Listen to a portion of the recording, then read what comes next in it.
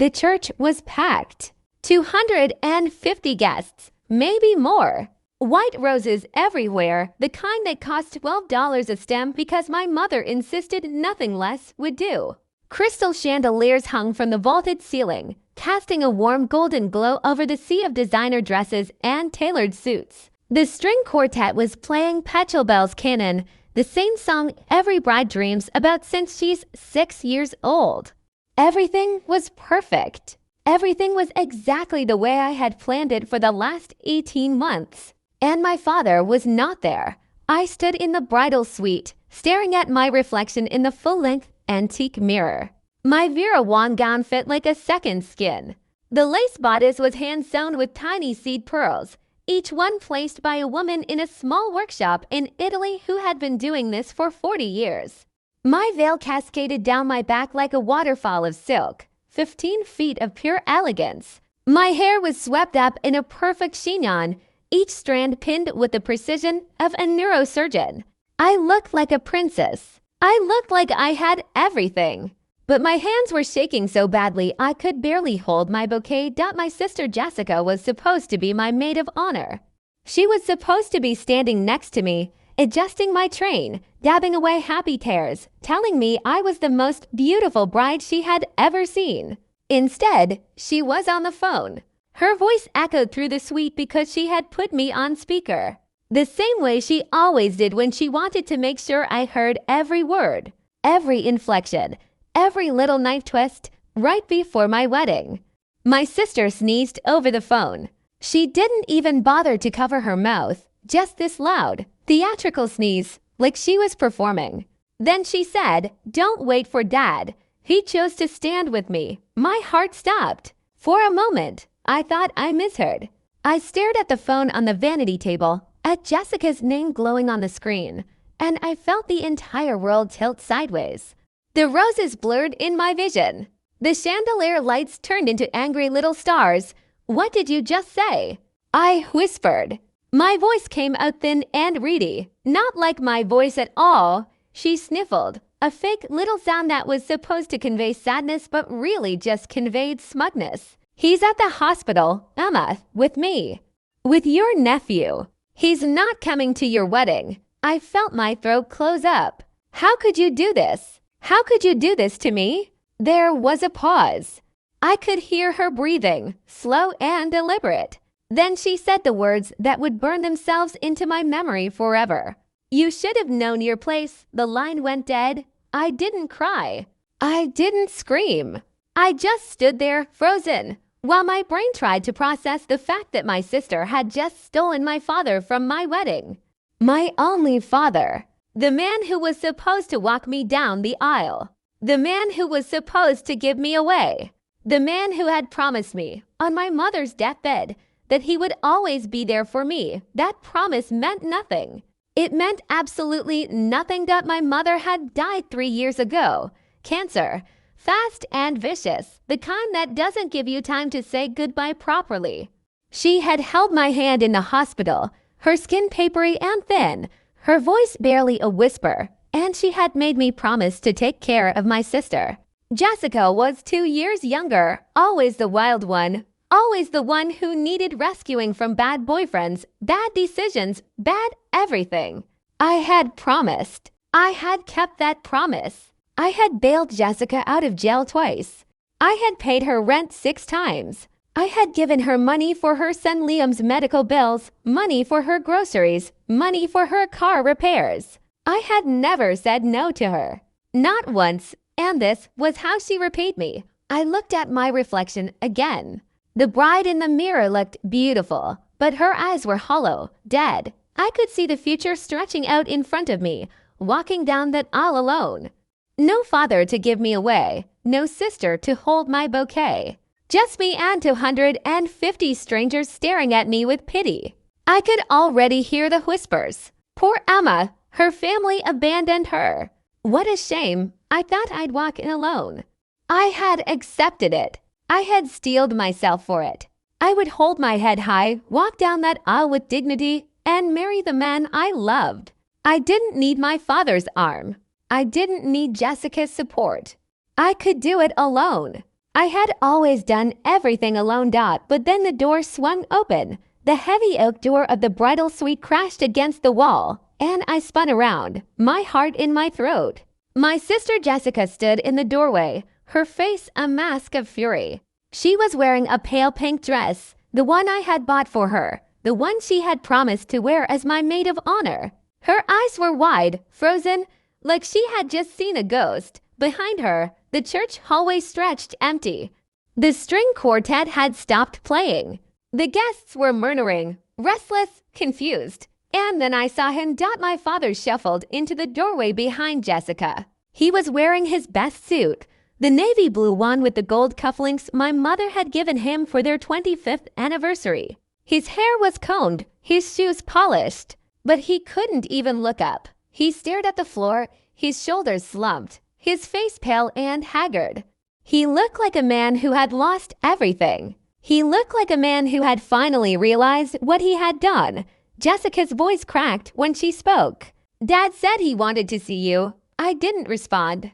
I just stared at my father, waiting for him to meet my eyes, waiting for him to say something, anything, an apology, an excuse, a reason why he had chosen my sister's drama over my wedding day. But he didn't speak. He just stood there, his hands trembling at his sides, his gaze fixed on the floor like he was searching for the right words in the carpet fibers. I thought about the phone call, the sneeze, the smug tone. He chose to stand with me, and Jessica had been so confident, so certain of her victory. She had called me just to twist the knife, to make sure I knew I had lost. She had wanted me to walk down that aisle alone, humiliated and abandoned, but she hadn't counted on my father showing up. She hadn't counted on him finding his conscience at the last minute. I watched Jessica's face contort with rage. Her carefully applied makeup couldn't hide the red flush creeping up her neck. Her hands were clenched into fists at her sides. She had planned everything perfectly. She had manipulated Dad into staying with her, using my nephew as a pawn, and she had called me to savor her victory. Now her victory was slipping through her fingers, and she couldn't handle it. You should have known your place, she had said to me. Those words kept echoing in my head. You should have known your place. I looked at her, really looked at her, and I saw something I had never noticed before. Envy, pure burning, corrosive envy. She hated me. She had always hated me. I was the successful one, the responsible one, the one who had built a career and a future while she bounced from one disaster to the next. And she had spent her whole life trying to tear me down, but standing there in my wedding dress, with my bouquet in my hands and my father at the door. I realized I had finally had enough. I handed Dad the keys. He looked up then, finally meeting my eyes. Confusion flickered across his face. He stared at the keys in my palm, a set of car keys with a small leather fob attached. Take them, I said, my voice steady. Take the keys and leave. Jessica's jaw dropped. What are you doing, Emma? I didn't look at her. I kept my eyes locked on my father. The keys are for the house in Cape May, Mom's house. You sold it, remember? You sold it to pay for Jessica's lawyer fees when she got arrested for fraud. You signed the papers without telling me, but I bought it back. I bought it back 6 months ago, and I'm giving you the keys. My father's face went pale. His hand trembled as he reached out, his fingers brushing against the leather fob. He opened his mouth, but no words came out. I know you sold Mom's house, I continued. I found the documents. I know you told everyone it was financial trouble, but it wasn't, was it, Dad? It was because of Jessica, all of it. You poured everything into her. All the savings, all the retirement money, all of Mom's inheritance. You gave her everything. Jessica started shaking her head, tears streaming down her cheeks. That's not true. That's not true. Stop, I said, finally turning to look at her. You called me on my wedding day. You told me Dad chose you. You sneezed in my ear and laughed at me. You told me I should have known my place. Well, Jessica, I know exactly where my place is. It's right here at the altar, marrying the man who actually loves me, while you stand there with nothing. I turned back to my father. His face was a wreck, tears streaming down his cheeks, his whole body shaking. He clutched the keys like they were a lifeline. "Take the keys," I said again, softer this time. "Go to the house. Stay there for as long as you want. It's yours. But you need to figure out what you want. Dad, you need to decide if you want to be my father or if you want to keep being Jessica's bank account." And then I heard a sound I never expected. Laughter, soft and quiet, coming from the doorway. I turned, and there was my grandmother. My mother's mother, the woman who had raised me when my mother was too sick to get out of bed. She was leaning against the doorframe, her silver hair swept up in a tight bun, her eyes gleaming with pride. "That's my granddaughter," she said, her voice thick with emotion. "That's my girl." Jessica whirled around, her face twisted with fury. "Grandma, you were supposed to be at the hospital with Liam. You said you were coming to the hospital." My grandmother smiled a sharp, knowing smile. "Liam never needed me at the hospital, dear. His fever broke 3 days ago. He's at home with his father, perfectly fine, playing video games. You just didn't want Emma to have a proper wedding, did you? You wanted her to be alone. You wanted everyone to see you as the victim, the poor single mother with the sick child, and Emma as the heartless bride." Jessica's face drained of color. "That's not true. That's not what happened, isn't it?" My grandmother pulled a phone from her pocket. "Because I have a recording. I have all of it, Jessica. The calls, the threats, the planning. You called everyone, didn't you? You told Aunt Mary that Dad was too sick to come. You told Uncle Robert that Emma was a Bridezilla who didn't want family there. You poisoned everyone against her. The church hallway was dead silent. The string quartet had started playing again, but it was faint, distant, like we were underwater. I could see the shadows of guests moving in the sanctuary, clearly confused about why the ceremony had been delayed. But no one dared come to the bridal suite. No one wanted to get involved. Jessica started to cry. Big, theatrical, sobbing tears. I didn't mean it like that. I just wanted Dad to be there for me. I was so scared. Emma, Liam was so sick. I needed Dad. You always need Dad, I said. You've needed him your whole life, and he's given you everything. Your rent, your car payments, your legal fees, your son's medical bills. You haven't had a job in 6 years, Jessica. You've been living off Dad's retirement. And what did I get? I got nothing. But I didn't ask for anything. I never asked for anything. I paused, taking a breath. The bouquet in my hands felt heavy, weighted with all the years of resentment I had never let myself feel. But you called me on my wedding day. You made sure I knew that Dad chose you. You wanted to hurt me. That was the whole point. You didn't just want Dad's attention. You wanted to destroy me. Jessica's face crumpled. She looked at my father, looking for backup, looking for him to defend her.